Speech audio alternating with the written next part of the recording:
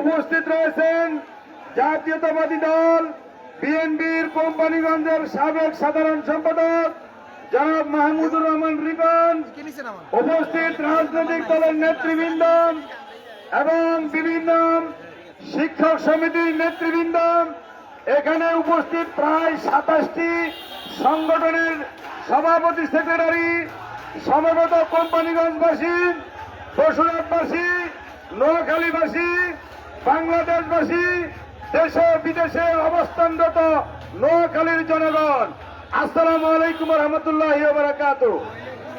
আপনারা জানেন নোয়াখালী অবিভক্ত অবস্থায় ফেনী, নোয়াখালী, লক্ষ্মীপুর 3টি জেলা ছিল। বর্তমানে ফেনীর 3টি আসন, নোয়াখালীর 6টি আসন, লক্ষ্মীপুরের 7টি আসন, টোটাল মিলে প্রায় 13টি আসন। এই নোয়াখালীতে প্রযুক্তি বিশ্ববিদ্যালয় আছে, নোয়াখালী বিশ্ববিদ্যালয় আছে, মেডিকেল কলেজ আছে এবং নোয়াখালীতে সরকারের যতগুলো মন্ত্রণালয় আছে প্রত্যেকটি মন্ত্রণালয়ের মৌলিক অফিসটি হচ্ছে নোয়াখালীতে।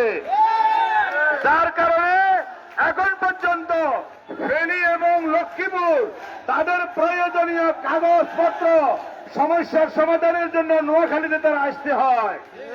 এমত অবস্থায় আমরা নাগরিক সুবিধার জন্য লক্ষ্মীপুর ফেনী আমরা বিভক্ত করেছে, কিন্তু বিভাগীয় সুবিধার জন্য নোয়াখালীর বিকল্প নেই।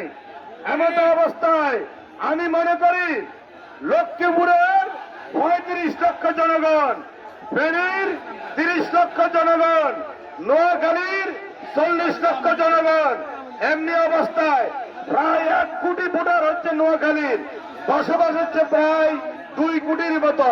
2 কোটি জনগণের সুবিধা এবং শিক্ষা, সামাজিকতা, প্রশাসনিক উন্নতি, অগ্রগতি এবং জাতীয় বাজেটের একটি গুরুত্বপূর্ণ অংশ বাস্তবায়ন, ইপিজেড সৃষ্টি করা এবং নোয়াখালীতে রয়েছে বিমানবন্দর, নোয়াখালীতে রয়েছে নিজুম দ্বীপ, নোয়াখালী রয়েছে মাছের একটি বিশাল অবস্থান, নদী বন্দর।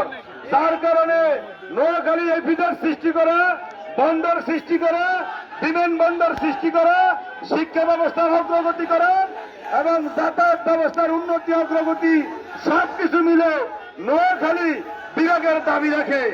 এমত অবস্থায় আমরা বলতে চাই, বিগত সরকার প্রতিহিংসা বড় রইয়া নোয়াখালীকে বিভাগ ঘোষণা করেনি। মাননীয় প্রধান উপদেষ্টাকে বলতে চাই, এদেশের যুবকের আইকন হচ্ছেন আপনি, এদেশের ছাত্র শ্রমিক জনতার আন্দোলনের ফসল হচ্ছেন আপনি। আপনি যদি নোয়াখালীকে বিভাগ ঘোষণা করে দিতে পারেন তাহলে ইতিহাসে আপনি স্বর্ণাক্ষরে লিখিত থাকবেন।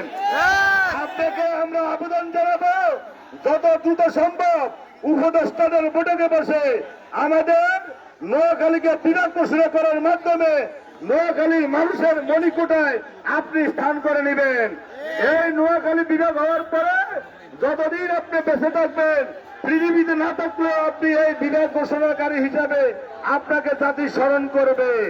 তাই আমরা দল বুঝি না, আমরা মত বুঝি না, আমরা বুঝি এই এলাকার জনগণের উন্নতি, অগ্রগতি। এই অবস্থায় বাংলাদেশ জামায়াত ইসলামী নোয়াখালী বসুরহাট পৌরসভার পক্ষ থেকে দাবি তুলছি, আমরা সবাই চাই বিভাগ চাই। কি বলেন? এজন্য সবাই বলি বিভাগ বিভাগ বিভাগ চাই, নোয়াখালী বিভাগ চাই, নোয়াখালী বিভাগ চাই, এক দফা এক দাবি, নোয়াখালী বিভাগ চাই, নোয়াখালী বিভাগ চাই। প্রধান উপদেষ্টার কাছে এই দাবি জানিয়ে যারা উদ্যোগ নিয়েছেন তাদেরকে ধন্যবাদ জানিয়ে এবং আজকে ঢাকাতে প্রেস ক্লাবেও মানববন্ধন হচ্ছে। একযোগে নোয়াখালীর প্রত্যেকটি থানায়, ফেনীতে, লক্ষ্মীপুরে দাবি উঠেছে। সুতরাং আমাদের দাবি যৌক্তিক, এই দাবি মেনে নেওয়ার জন্য উদাত্ত আহ্বান জানিয়ে আমি আমার বক্তব্য এখানে শেষ করছি। আসসালামু আলাইকুম রহমতুল্লাহ।